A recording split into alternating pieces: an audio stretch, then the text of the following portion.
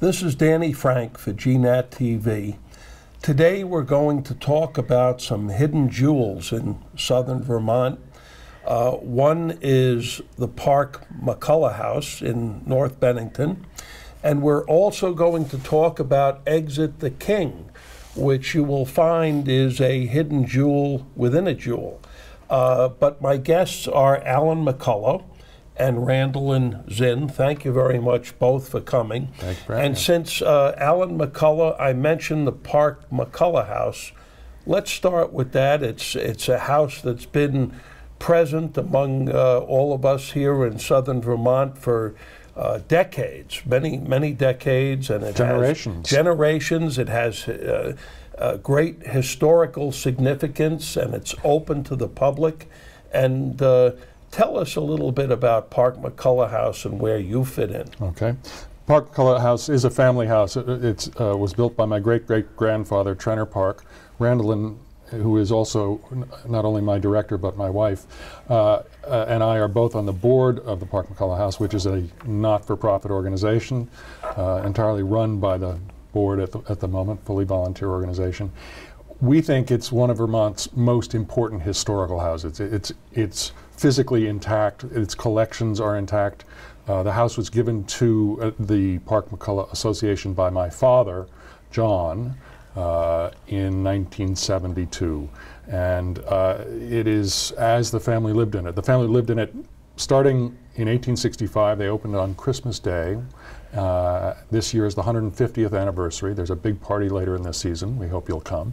When is that? There's a gala event on the 29th of August, a dinner, a party in the house, and then the following Sunday there's an all-day picnic affair on the grounds, which we expect most of the town to be at for most of the day. It's going to be a lot of fun. And it's an astonishing place, and it attached to the house is this amazing carriage barn, which was also built probably a year later, 1866, which is where we've been performing our company. Our company is called Living Room Theater, which began literally in our living room. A couple of hundred yards away, we have a little cottage down the road, which was a family house, and we started doing plays in our living room in that little cottage, and we've expanded over the last couple of years, and Park McCullough has been gracious enough to let us use the carriage barn when it's not being used for weddings and other events. And Alan McCullough, who is Park? Trenner Park was my great-great-grandfather. His son-in-law was John McCullough. That's where the McCulloughs come in. And he married Lizzie Park, who was a dynamic and fascinating woman. And their son, Hall Park McCullough, was my father's father, my grandfather. And they've all lived on the property for many, and generations going back before that. We think we're 11 generations. The family is 11 generations in North Bennington. But Trenner was a lawyer. And Trenner was a for lawyer. the gold rush. Yeah. And he went a out governor. He went out to. He was a no. John was the governor. Yeah. Yeah. Trenner went out to the state of Vermont. Correct. Yes. Two governors. Highland Hall before him, and then John G. was also the governor. Right. And Trenner went out to California and made his money during the gold rush. Many amazing stories of how that all happened, what they did out there. John McCullough was the Attorney General of California when he was 27 years old. I mean, these were dynamic people who did amazing things. But they were also very generous to the community. They did make some money out there, but they brought all the money back to Vermont, to North Bennington, and created the library and a couple of library in Bennington and in North Bennington, and a railroad, I think, from Albany to North Bennington. Yeah. Really? Which we wish was still working. Yeah. On what basis did they come to Vermont? They had been here, and Trenner got called out to California by a guy named Billings, who was from Woodstock, the Billings farm family, and I'm not sure why Billings was out there, another lawyer, and he got to California, realized that he needed people he could trust, because it was a wild scene out there, and he wrote back to Vermont for, I think there were 7 different attorneys who he asked to come out. He didn't like Trenner Park. They'd been adversaries as lawyers, but he knew he could trust him, that he was a trustworthy and very good lawyer. And so Trenner said, okay, and he went out and got involved in gold mines and railroads, the Panama Railroad. He ended up owning the Panama Railroad, and then came back and built railroads here in Vermont. Well, I think it says something about the state of Vermont that with all of this worldly activity and his engagement in so many places, that he still, Vermont was still the focus of his life and his origin. It's amazing. Right? I often wonder why they came back. You know, see, they made substantial money out in California, and it must have been beautiful. They were in San Francisco, and apparently, I mean, it was the Wild West. It really was the Wild West. People were shooting each other in the streets, and there was no law. But that they came back here is a testament to something. The beauty of the place and the power of the place. And So, sorry. yeah, go ahead. No, just that the Park McCullough House was their summer cottage. Yeah. You know, it's this huge mansion. But they lived in New York. Yeah. And they were commuting back and forth, as we do, Yeah. to New York. And I was just going to say that we're doing this too. We have professional lives in New York, but essentially we're coming back to Vermont too to do a theater company. Yeah. So As crazy as that someone is. visiting Park McCullough House, Right. which is open to the public, Right. what are some of the features that they would see? They'd see our beautiful art collection. I mean, there are a number of important paintings that the family collected. You know, from many of them from the artists of the day. There's a great. I mean, all the furniture is intact. The rugs, the furnishings, the books, the decorative art And the objects. important woodwork. And just the Actually. the structure itself is astonishing. It's massive and beautifully built, and it really is a picture of a time that, you know, doesn't exist, obviously, Yeah. but it's a real snapshot of time.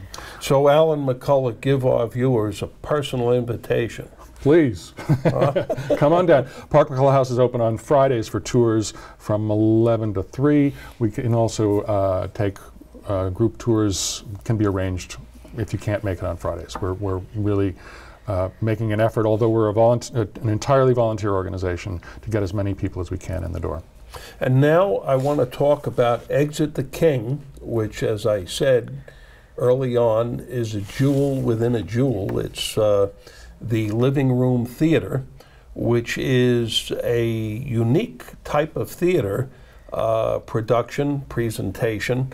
Vermont, southern Vermont, is full of wonderful summer theater. We're blessed with the abundance of it.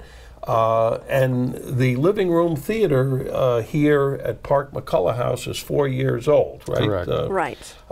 And this production, Exit the King, is this summer. It's coming up.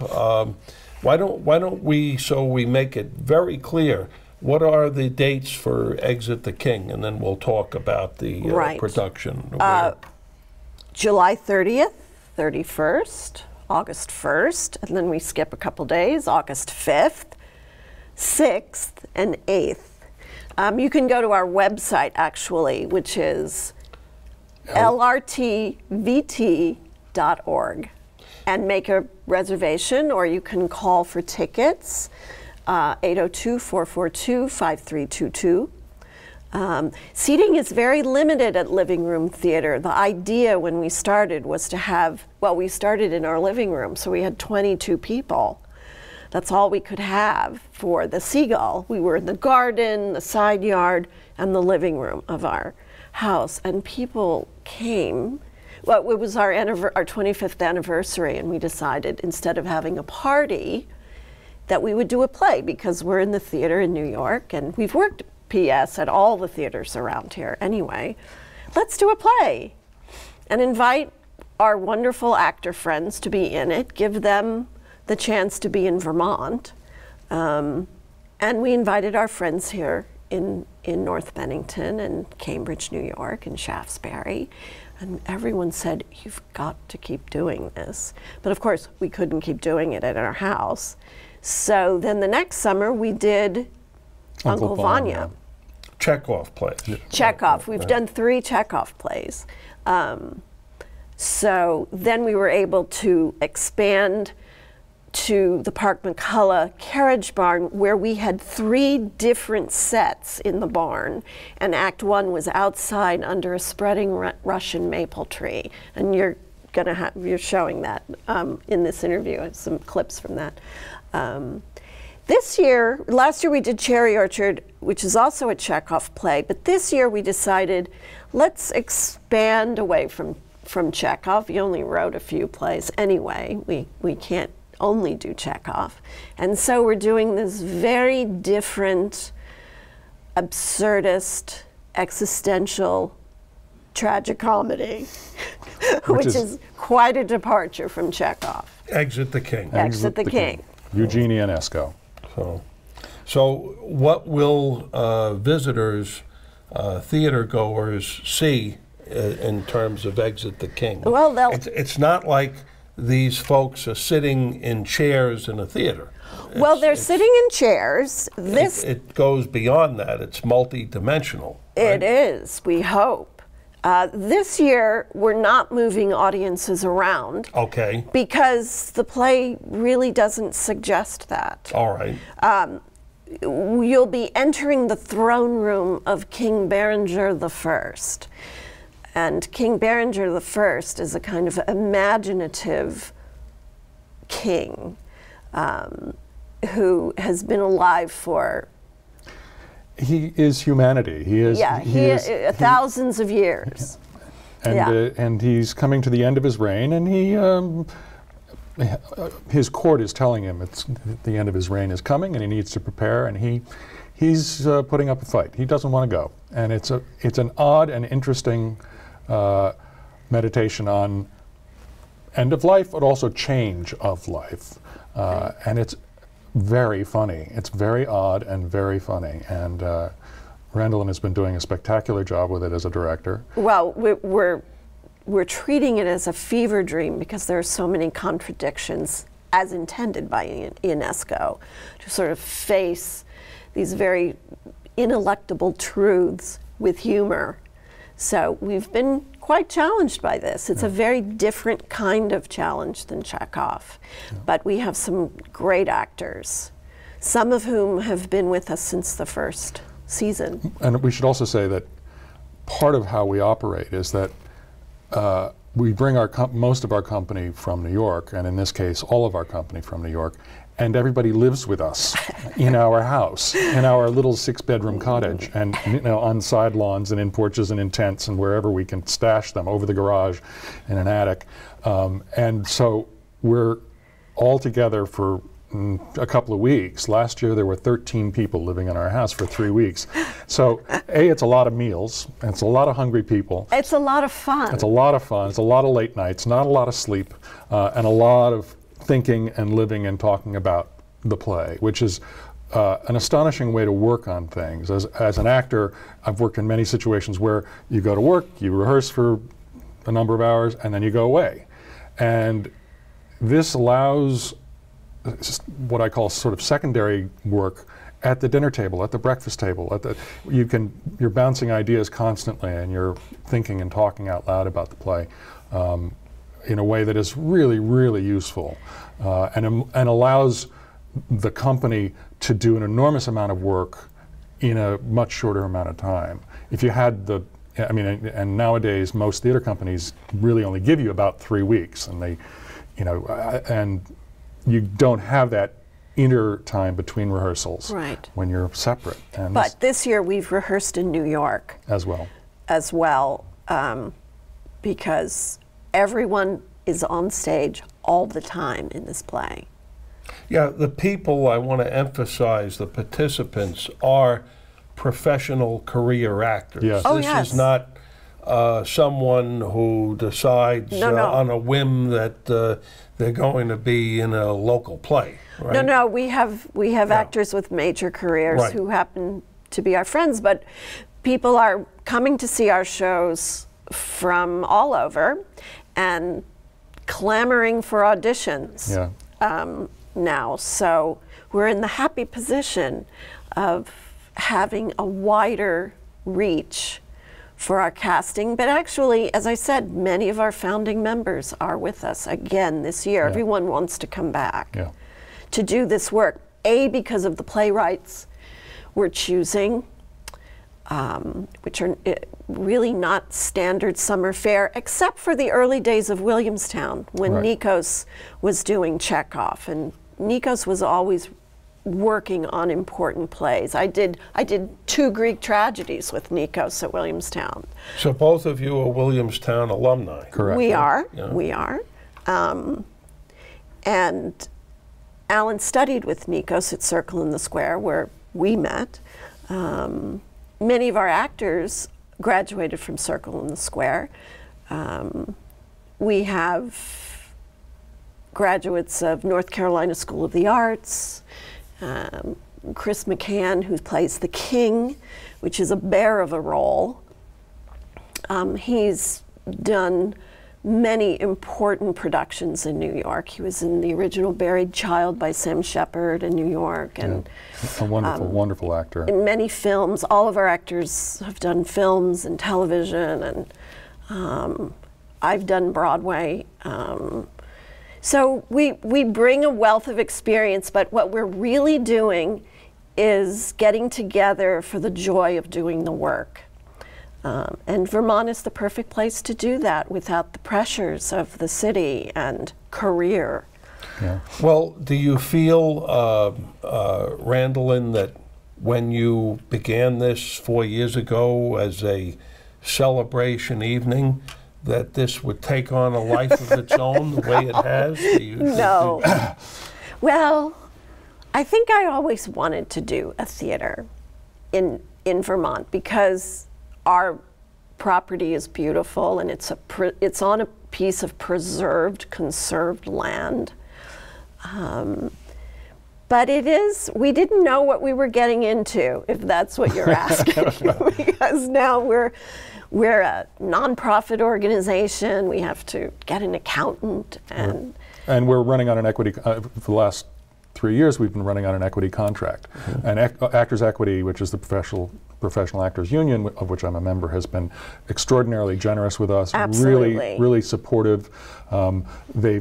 They've sort of bent their rules a little bit about numbers of actors we can hire, so that because we are growing, and we've been saying to them, look, we really want to add another professional. They've been nurturing. They really have. And well, we want to do Chekhov. We need good actors. Sure, Yeah. sure. And good actors want to do Chekhov, and they're saying, come on, make sure you can hire me. Yeah. And the same with and this. not necessarily in a commercial environment either. Right. Commercial, However, commercial dictate, this is something much different than that. well, that's one of the happy outcomes. Sure. Is that by choosing to do the kinds of work we love, the way we love to do it, when we've developed a language with each other that seems to be communicating to the audience too. And people are very excited about what we're doing.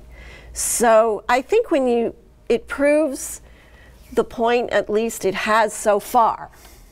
So the Living Room Theater is now on the map. It's established in terms of credibility. I guess so. Of If you say theater, so. right? So, and where do you see it going into the future? You say that you have an equity contract. You say you have a nonprofit organization that's been launched. So how could the Vermont community support this and nurture this more and be greater advocates for it? Well, I'll say we have a very strong group of supporters locally who have been enormously generous and donating both time, money, meals, various things to us to help get us up and on our feeble little legs. The first summer, I cooked all the meals myself and directed, And the, directed play. the play. And that was great. And split the atom. Yeah, but no, I can't do that anymore. But we have a lot of help now.